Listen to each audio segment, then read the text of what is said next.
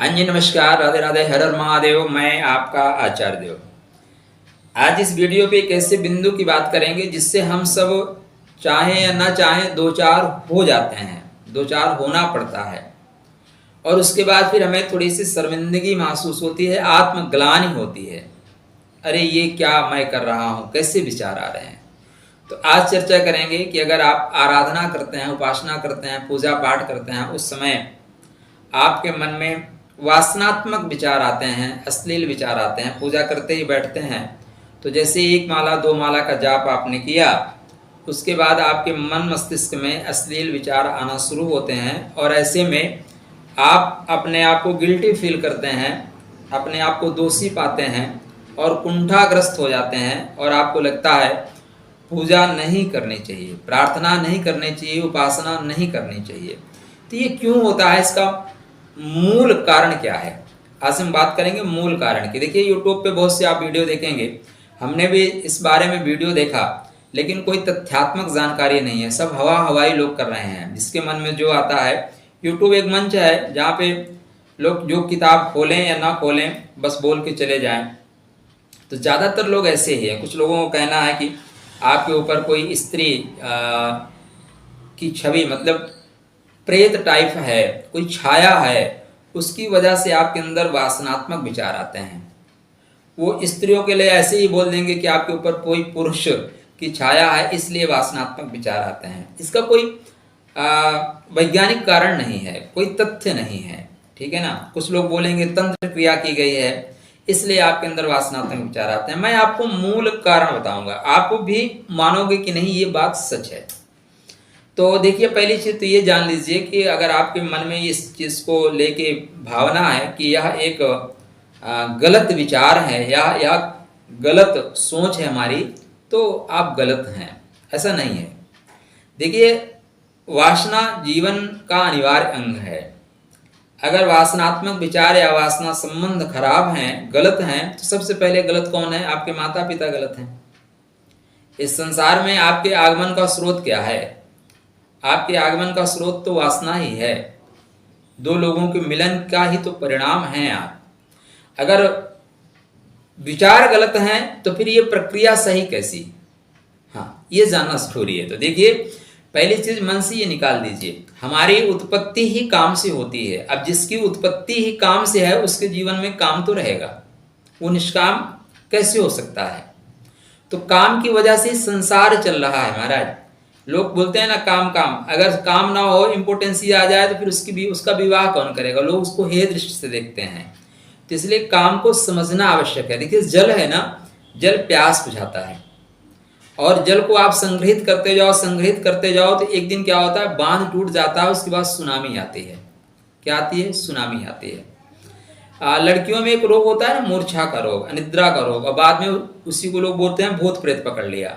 तो उनके साथ अगर ये होता है कि बहुत दिनों तक विवाह बंधन में ना बंधे तो उनको ये रोग हो जाता है, क्योंकि शरीर की जो आवश्यकता है आप माता पिता से नहीं कह पा रहे हैं, समाज से नहीं कह पा रहे हैं, लेकिन शरीर तो उसको मांग रहा है ना। आपकी बैटरी अगर डिस्चार्ज हो जा रही है तो मोबाइल तो कहेगा ना कि आप चार्जर लगाओ, चार्ज करो। अब आप ना चार्ज करो तो मोबाइल क्या करेगा? एक साइड में पड़ा रहेगा, धीरे धीरे डेड हो जाएगा, खत्म हो जाएगा। तो उसी तरह ये जो हमारे वासनात्मक विचार हैं, दरअसल ये हमारे शरीर को रिचार्ज करने की प्रक्रिया है। जब आप इसमें थोड़ा गहन अध्ययन करेंगे, देखिए ये सब चीजें बहुत गहन है, गूढ़ है।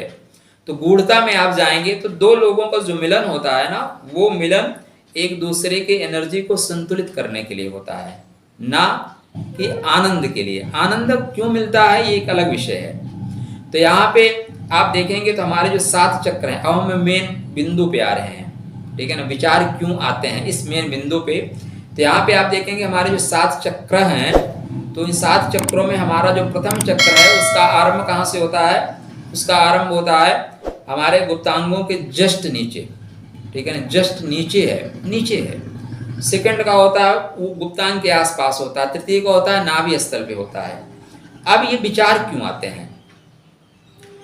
जैसे आप पूजा करते हैं, आराधना करते हैं, उपासना करते हैं, योग करते हैं, प्राणायाम करते हैं, मंत्र जाप करते हैं, तो अचानक आप पाते हैं कि 5 मिनट के बाद आपके अंदर वासनात्मक या अश्लील विचार आना शुरू हो जाते हैं।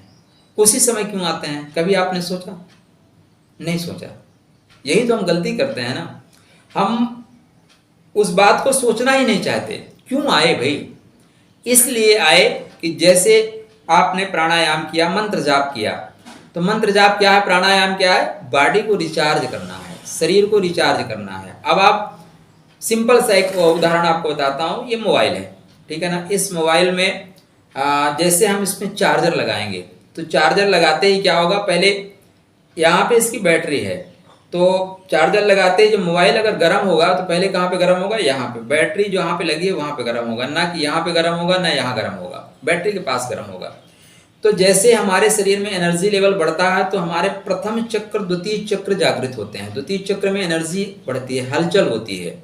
अब जब वो चक्र ही वासनात्मक हैं, वो चक्र ही वासना से जुड़े हैं, काम से जुड़े हैं, तो वो बोलेंगे कि मैं जागृत हो रहा हूं। और वो क्या है, सिस्टम भेजते हैं, तरंग भेजते हैं, नेटवर्क भेजते हैं मस्तिष्क को। किसको भेजते हैं? मस्तिष्क को, कि मैं जागृत हो चुका हूं। और चूंकि एनर्जी कौन सी उठ रही है? एनर्जी आपकी शक्ति आई है कहाँ पे? काम चक्र में आई है, ठीक है ना। आपके जो मूल चक्र हैं वहां पे आई है। और हमारे जीवन की जो उत्पत्ति है उसका बेस क्या है? काम। तो जिस चीज से उत्पत्ति है वो प्रथम बिंदु आएगा, प्रथम लक्ष्य आएगा उसके जीवन का। तो अतः जब भी हमारे शरीर में एनर्जी लेवल हाई होती है तो हमारे जो चक्र हैं वो हमारे मस्तिष्क पटल पे अपना संदेश भेजते हैं कि मैं जागृत हो रहा हूं, अब बताओ क्या करना है। तो अगर आप सचेत हुए तो उसको आप सही दिशा में प्रवाहित कर देंगे। अब कभी डैम देखा है आपने? डैम देखा होगा। डैम से जो पानी निकलता है अगर उसको सही दिशा में प्रवाहित करिए तो क्या होता है? धरती पुष्पित पल्लवित हो जाएगी। और वही डैम को आप रोके रखो, डैम टूटेगा तो क्या होगा? वही पानी इस जहान को नष्ट कर देगा, डुबो देगा, खत्म कर देगा। तो आपको सही दिशा और दशा देने की आवश्यकता है, ठीक है ना। आपके जब एनर्जी लेवल उठना शुरू हुई तो एक दिन में खत्म नहीं होगी। अगर आप हमसे ये पूछें कि इसको हम कैसे कंट्रोल करें, संयमित कैसे करें, तो देखिए इसको कंट्रोल मत करिए, इसको धीरे से बहने दीजिए। साक्षी भाव में आइए। कौन से भाव में आइए? साक्षी भाव में। मन से ये विचार बिल्कुल निकाल दीजिए कि गलत है। अगर आप गलत समझते हैं तो सबसे बड़े गलत कौन है? सब। अगर पाप समझते हैं सबसे बड़े पापी कौन है? आपके माता पिता हैं, ठीक है ना। परमात्मा है जिन्होंने मनु और शत्रुपा को बनाया, जिन्होंने हमारी मैथुनी क्रिया से हमारी उत्पत्ति की। सबसे बड़े पापी तो फिर परमात्मा हो जाएंगे। इसलिए पाप नहीं है। बीज को जमीन में डाल देना पाप होता है क्या?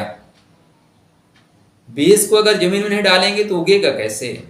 तो पहले भावनाओं को अपने सही दिशा में ले जाना सीखिए।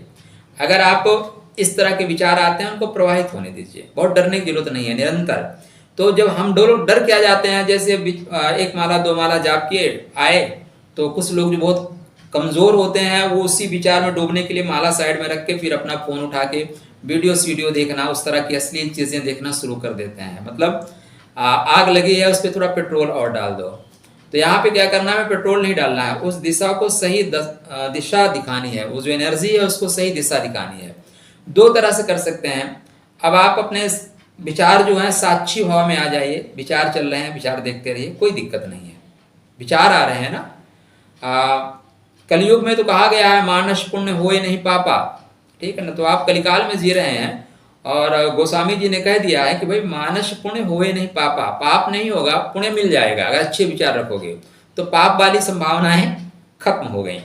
अब यहाँ पे आप धीरे से साक्षी भाव में आएंगे तो क्या होगा? एनर्जी बह रही है। अब एनर्जी कहाँ ले जानी है? एनर्जी के दो स्रोत हैं। एनर्जी जाने के दो स्रोत बनेंगे। एक तो बनेगा कि आपके गुप्तांग से बाहर निकल जाए, ठीक है ना। अब अगर उसको आपने रोक लिया, डैम में क्या होता है? डैम में पानी रोकते हैं एक स्तर तक, फिर अगर आपको बिजली बनाना है तो ऊंचाई तक पानी ले जाना है तो उसके ऊपर बाउंड्री बनाते हैं, फिर ले जाते हैं और फिर उसके बाद 1000 मीटर के नीचे से पानी ऊपर से पानी गिराते हैं तो उससे विद्युत बनती है। अगर पानी का सतह इतना ऊपर नहीं होगा, उसका वेग इतना नहीं होगा तो फिर विद्युत नहीं बनेगी। तो उसी तरह आपके काम को अपने इसको नियंत्रण करना है, उसको प्रवाहित होने दीजिए। वो प्रवाहित होकर धीरे धीरे आपके नाभि चक्र के पास आएगा और नाभि चक्र से जैसे ऊपर उठना शुरू किया तो फिर आपके जो काम विचार हैं, आपकी एनर्जी है, काम शक्ति है, वो विद्युत उत्पन्न करने की क्षमता आपको क्रिएट करके दे देगी। तो ये बहुत सिंपल सा, ऐसा नहीं है कि इसको सिर्फ मैं जानता हूँ, जानते आप भी हैं, आपने इस तरह से विचार नहीं किया है। तो आज के बाद अगर आपके मन में इस विचार आते हैं तो बिल्कुल मत घबराइएगा, ये स्वाभाविक प्रक्रिया है।